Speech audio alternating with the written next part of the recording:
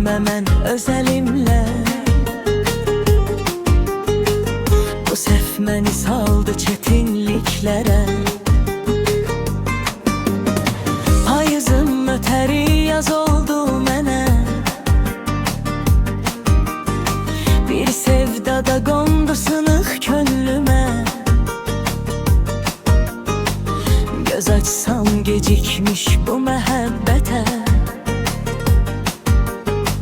Məni aparmazmı daha bir səfər?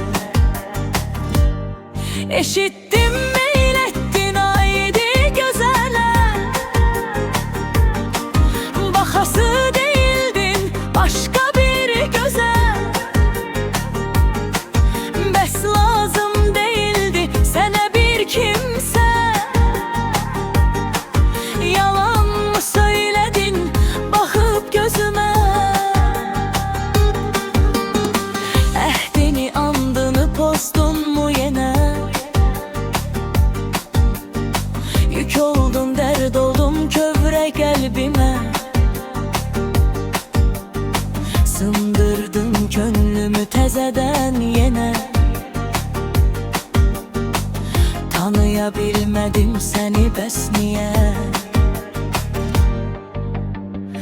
Məhəbbət dediyin bir dəniz isə, rahatlıq verəydin o gərək mənə. Məhəbbət bir xəfif külək idisə, o sığal çəkəydi həmişə mənə. Məhəbbət dediyin bir günəş isə, bir həyat verəydi o gərək mənə. Bu sevda ötəri əyləncə isə, ömrümə olmazmı o da bir ləkə?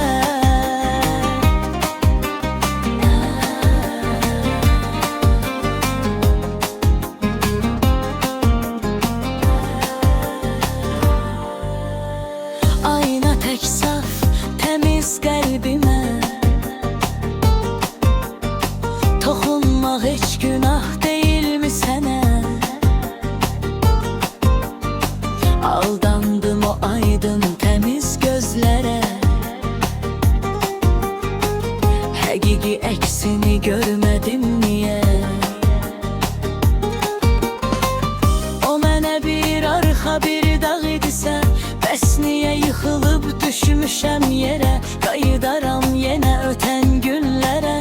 Bir daha çatmaram mən ilk sevgimə. Dediyin məhəbbət ürəkdən isə, uzaqdan da olsa bəs edər mənə.